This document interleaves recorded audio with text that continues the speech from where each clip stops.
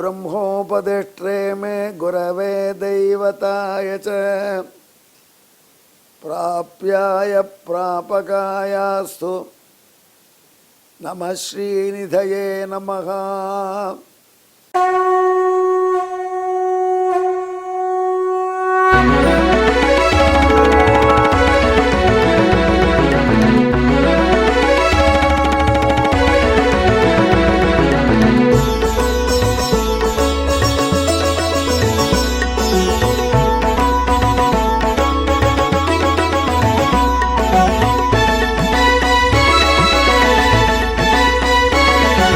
सहस्रनामं सहस्रनामं श्रीवेङ्कटेश सहस्रनामं सहस्रनामं सहस्रनामं श्रीवेङ्कटेश सहस्रनामं।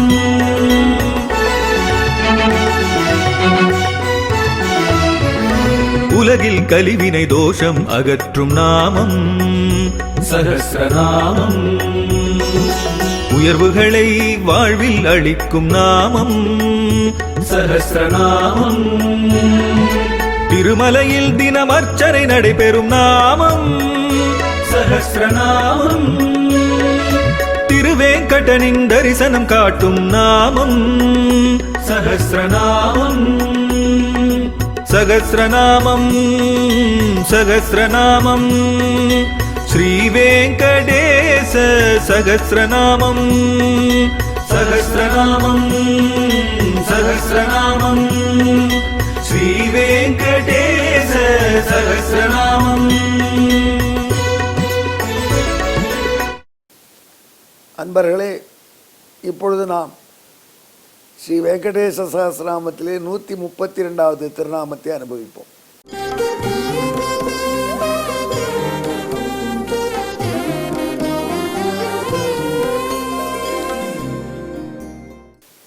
மகாபாரதத்திலே ஒரு காட்சி. பாண்டவர்கள் அஜ்ஞாதவாசம், தங்களை மறைத்துக்கொண்டு வாழ்கிறார்கள்.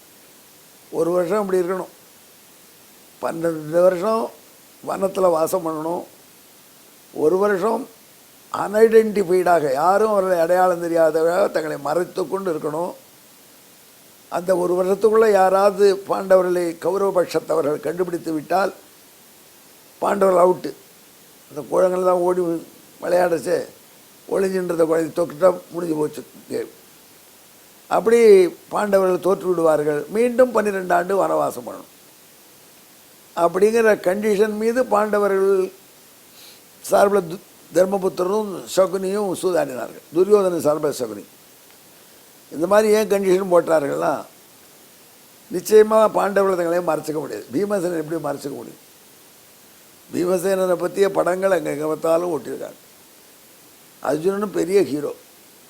விராட் கோலி மார்வேடத்தில் வர முடியுமா? சொல்லுங்களேன் நீங்களே. எல்லா ஜனங்களுக்கும் தெரியும். அந்த மாதிரி பீமன் மார்வேஷம் போடுவதோ அர்ஜுனன் தன்னை மறைப்பதோ எளிதல்ல.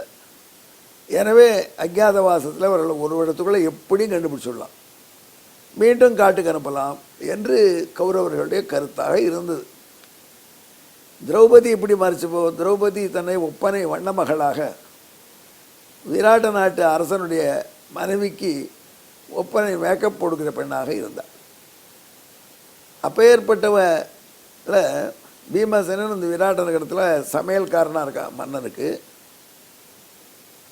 திரௌபதி அந்த ராஜாவினுடைய மனைவிக்கு ராணிக்கு கேகே தேசத்து பெண்ணவோ, அவளுக்கு வண்ணமகளாக மேக்கப் உமனாக இருக்காள்.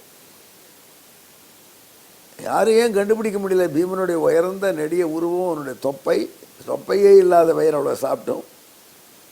அதை பார்த்தும் கூட பீமன் இவனாக இருக்க மாட்டானோ என்று ஏன் விராட மகாராஜா, அவர் தான் நிறைய இந்திரபிரஸ்தத்தில் வந்திருக்கார், ராஜவியாகத்தில் இருந்திருக்கார், அவரால் கூட ஏன் சந்தேகம் பண்ண முடியாது போயிடுதுன்னா, அதுக்கு காரணம் தர்ம தேவதை தர்மபுத்திரர் கொடுத்த வரம்.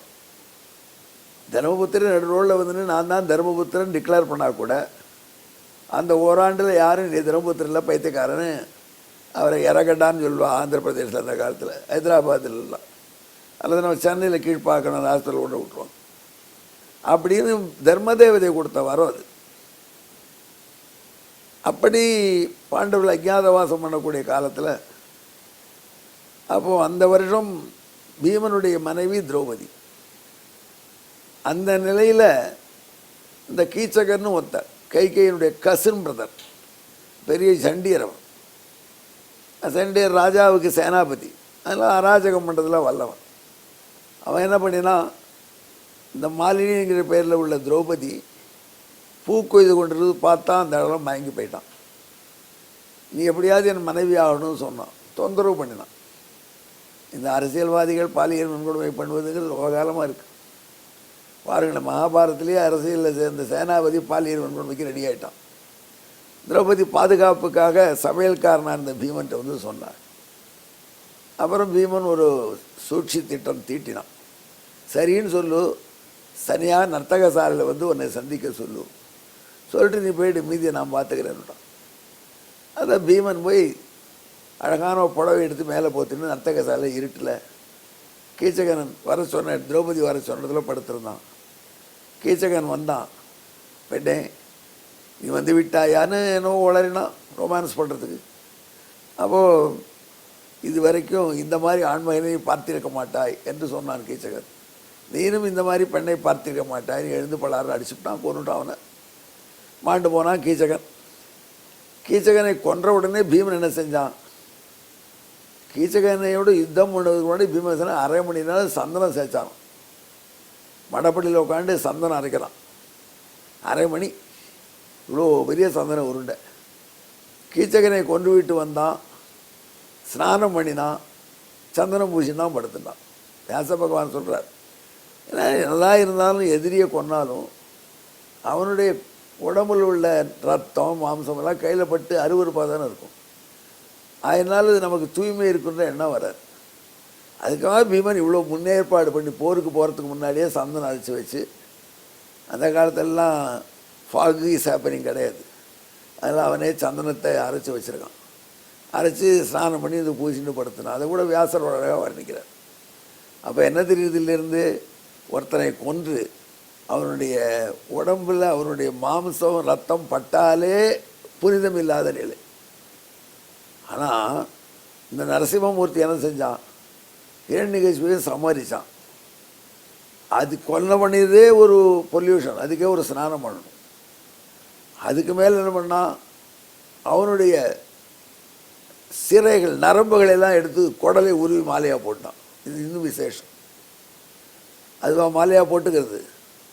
அதுக்கு மேலே என்ன பண்ணினா, அவனுடைய ரத்தத்தை வேற பருகினான். இதனை பண்ணால் ஒருத்தர் தூயவரும் சொல்ல முடியுமா? இதுக்காக ஒரு நன்னா குளித்து வாய் குளிச்சு தான் வரணும். ஆனால் ஆழ்வார், திருமங்கை ஆழ்வார் புனிதன் புனிதன் புனிதன் பாடிகிட்டே இருக்கார்.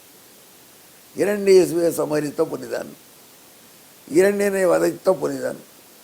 என்னையா இது, ஒரு பீமன் கூட கீச்சகனை கொண்ட உடனே சந்தனம் பூசினா ஸ்நானம் பண்ணிட்டுன்னு இவங்க வியாசர் வர்ணிக்கிறார். நரசிம்மமூர்த்தி ஏதாவது ஸ்நானம் பண்ணாரா? அப்படிலாம் ஒன்றும் பண்ணாமல் அதே மாலையாக குடலையை உரி போட்டிருக்கார், அவனுடைய ரத்தத்தை பறின்னு உட்காண்டிருக்கார். நீர்பாட்டுக்கு ரொம்ப புனிதன் ரொம்ப புனிதன்னு சொல்லிட்டு இருக்கிறேன் அப்படின்னா, ஐயா இந்த விஷயமெல்லாம் ரொம்ப சாதாரண விஷயம். இந்த தூய்மையின்மையை பற்றி நான் பேசலை. உயர்ந்த தூய்மை என்ன, இத்தனை எதுக்காக செஞ்சான், தன்னிடம் அன்பு வைத்த தன் பக்தனை பாதுகாப்பதற்கு இத்தனையும் செய்தான். அதுதான் உயர்ந்த தூய்மை. அந்த தூய்மை நரசிம்மனிடம் இருந்தது. ஆகினால நரசிம்மனை புனிதன் என்று ஆழ்வார் பாடி பரவசமாகிறார். வசிஷ்டருக்கு நாரதர் தான் திரிலோக சஞ்சாரியாச்சு, திரிகாலக்கியராச்சு, வரப்போகிற காலம் அதிகம். பிற்காலத்தில் திருமங்கி ஆழ்வார் ஒருத்தர் வருவார், அவர் புனிதன் புனிதன் என்று நரசிம்மனை பாடுவார் என்று முன்னாடியே தெரிஞ்சிருந்த நாரதர் அதில் உள்ள அழகை, அதில் உள்ள ஆழத்தை, தன்னுடைய அடியவர்களை காப்பது தான் பெரிய புனிதத்தின். ஒரு பெரிய கேட்சை பிடிச்சா மொத்தம் கேட்ச் பிடிச்சா கிரவுண்டில் கஷ்டமான கேட்ச், அப்படியே புரண்டு பிடிச்சான், பேண்டெல்லாம் அழுக்கு. அதனால் அதோடு தான் விளையாடுறான். மேலே பக்தர்களை கிளிக் கிளிக்னு ஃபோட்டோ எடுக்கிறாங்க அவனை. அந்த அழுக்கு பேண்ட்டுக்கு என்ன அவ்வளோ வேல்யூன்னா, அந்த கேட்ச் பிடிச்சது தான் இம்பார்ட்டன்ட். அந்த மாதிரி இரண்யகசிபுடைய ரத்தத்தை பறிகளாலும், இரண்யகசிபுடைய குடலை உருவி மாலை போட்டுண்டாலும், இரண்யகசிபனை கொலை செய்தாலும் புனிதனாக இருக்கான் பகவான். ஏனென்றால் தன்னையே எல்லாமாக நினைத்த பிரகலாதனை காப்பாற்றுதல் என்கிற கடமையை செய்ததனால் இப்பேற்பட்டவனாகினால நரசிம்மனுக்கு அனகா என்று பெயர். அந்த நரசிம்மன் தாண்டா நம்ம வெங்கடாஜலபதி. அதனால வெங்கடாஜலபதி அனகன் என்று நாரத பகவான் வசிஷ்டருக்கு சொல்லித்தரார். நாரதரும் வசிஷ்டரும் பிரதர்ஸ் தான், பிரம்மாவின் புத்திரர்கள். நாரதர் சொல்கிறார், தம்பி அதனால தாண்டா அவனுக்கு அனகன்னு பேர், புனிதன்னு பேர். இப்பேற்பட்ட புனிதத்தன்மை எம்பெருமானுக்கு இருப்பதனால எம்பெருமான் அந்த பெயரை இழக்காமல் இருப்பதற்காக நம்மை காப்பாற்றுவான். அதில் புனிதா, எங்களை காத்ததினாலே புனிதனாக பெயர் பெற்றவனே என்று இதை சொல்லி நம்ம வெங்கடாஜலபதியை தியானம் பண்ணினால் அப்புறம் வெங்கடாஜலபதியை காப்பாமல் இருப்பாரா? நம்ம புனிதனாக இருக்கணும், இந்த பையனை காப்பாற்றணும், காப்பாற்றுவார். இன்று வசிஷ்ட பகவானுக்கு நாரதர் சொல்லிக் கொடுத்த திருநாமம் 132.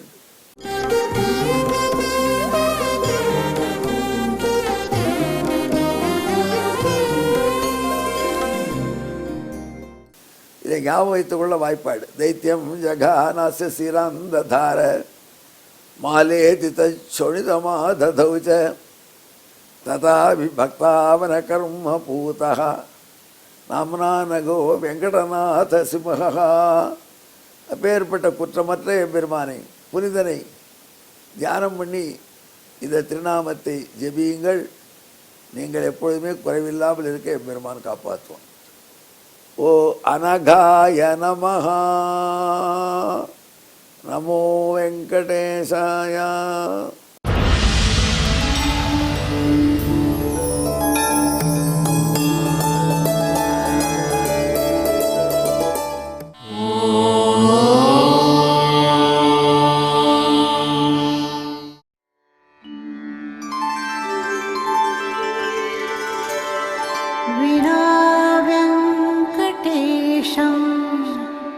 ननाथो ननाथः सदा वेङ्कटेशं स्मरामि स्मरामि.